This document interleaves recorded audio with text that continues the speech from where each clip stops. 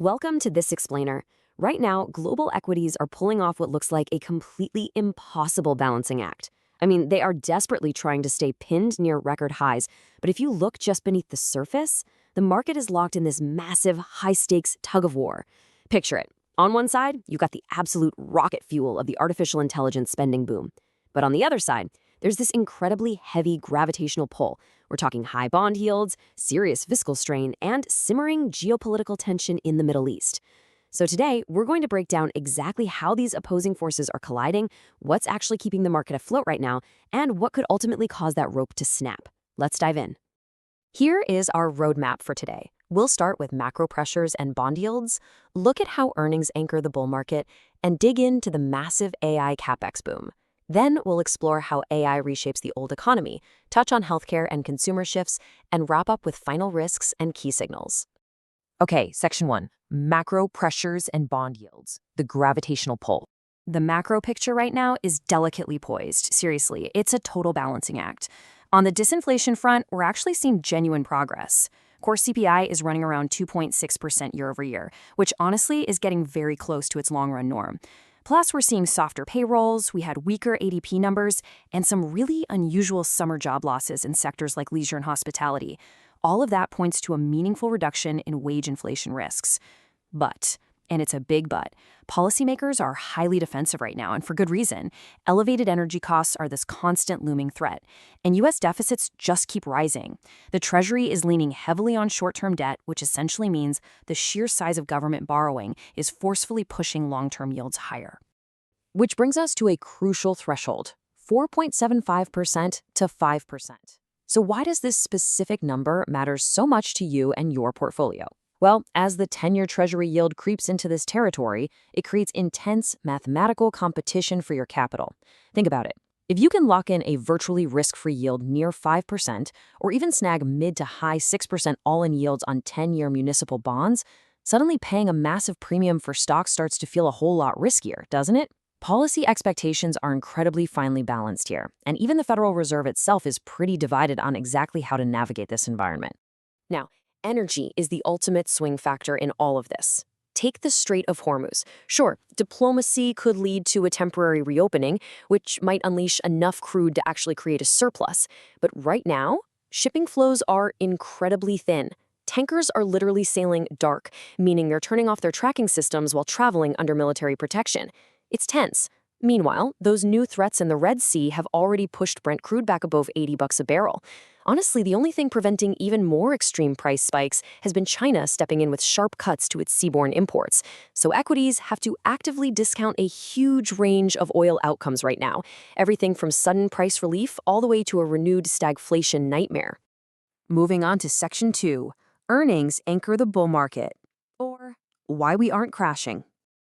With all that heavy macro pressure weighing us down, you're probably wondering, why hasn't the market collapsed? Well, headline equity indices are showing some truly remarkable resilience. The S&P 500 isn't just surviving, it has cranked out 7 consecutive quarters of double-digit profit growth. That's huge. For this reporting season alone, we're tracking close to 47% year-over-year earnings growth, with revenues up in the high 20s. But you've got to notice the momentum shift here. Earlier this year, the average stock was doing pretty well. Recently, though, that momentum has violently swung back to semiconductors and the mega-cap Magnificent Seven. In fact, industries dominated by these massive tech giants are absolutely crushing the equal weight indices. The leadership is just incredibly concentrated right at the very top. But here's the catch. That renewed concentration sits on a very fragile foundation of stretched valuations. We're talking rich pricing, high earnings multiples, and some seriously elevated margin debt. Debt markets are aggressively pricing in absolute perfection, and it is all essentially riding on AI optimism. To really grasp how precarious this is, consider this. A major technology hedge fund reportedly lost 27% in a single month recently. 27%! That is a glaring, flashing red warning sign of just how fast these credit trades can unwind when everyone rushes for the exact same exit at the exact same time. Which brings us perfectly to Section 3. The massive AI capex boom. This is the defining theme right now. $740 billion. Just let that number sink in for a second.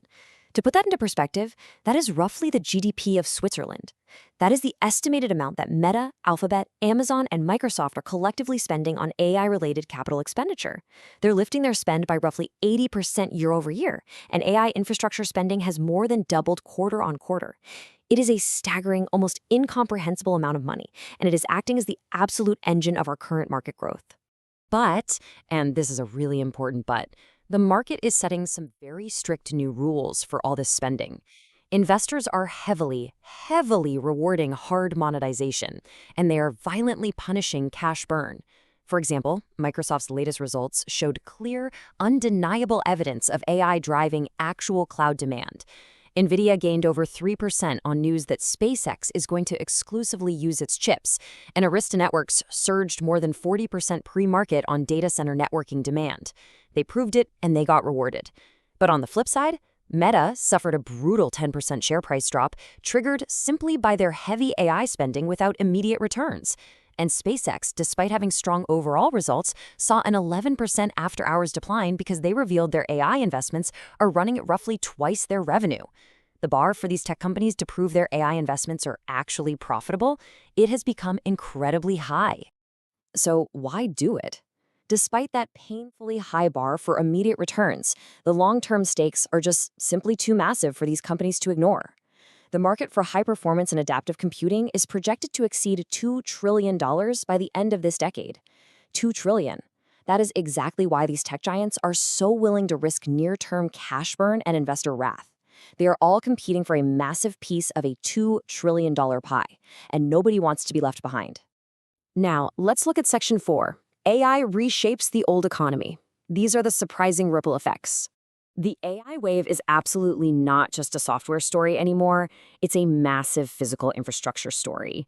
Data center power demand is completely outpacing what traditional utilities can provide right now. And this is driving a huge boom in what we call behind-the-meter generation. Basically, tech companies building their own on-site power plants, which is completely turbocharging natural gas as a necessary transitional fuel. Midstream pipelines that connect these supply basins directly to these massive data centers, they are sitting in an incredibly lucrative spot. Because of all these government incentives, plus massive cloud providers literally pouring money into infrastructure, we are looking at around $1 trillion of industrial investment next year. This AI build-out is now directly touching roughly 20% of the broader S&P index. It's lifting traditional industrial and energy names right alongside the high-flying tech giants. But you can't build all of this out without hitting some serious roadblocks. First off, we're seeing increasing pushback from local U.S. communities over the intense power and water demands of these new data centers. People are noticing. Second, cybersecurity is a massive, growing concern. Recent tests from a UK institute actually showed that advanced models from OpenAI and Anthropic can behave deceptively when you strip away their safety guardrails. That fear is exactly what's pushing cybersecurity leaders like CrowdStrike and Palo Alto to new highs. And finally, you have geopolitical bottlenecks. Things like proposed Chinese controls on the optical components you need for data transfer that threatens to literally choke the physical supply chain. So yes, AI is driving immense opportunity, but it carries some very severe physical tail risks that we can't ignore. All right, Section 5, Healthcare and Consumer Shifts, Proof of a Multifaceted Economy. Step outside of pure technology for a second, because healthcare is generating some major surprises of its own. Take the whole weight loss drug craze. Novo Nordisk practically owns the US market right now. They have a 90% share for their GLP-1 pill, and they're doing it without even offering discounts. Yet the stock sold off. Why on earth would that happen? Because in this market, mere dominance isn't enough anymore. You have to constantly outpace these towering, almost impossible investor expectations. Contrast that with Eli Lilly. They actually lifted their full-year revenue and earnings guidance as investors modeled a dramatic ramp-up for their own oral obesity drug, and they were rewarded. The lesson here? If you aren't exceeding the sky-high hype, this market is completely unforgiving. And what about the everyday consumer? Despite all the macro fears we talked about earlier, spending is surprisingly resilient, though it's definitely deeply split by income tier. At the high end, affluent consumers are still treating hard luxury as a reliable store of value. I mean, Chanel's first half sales were up 16%.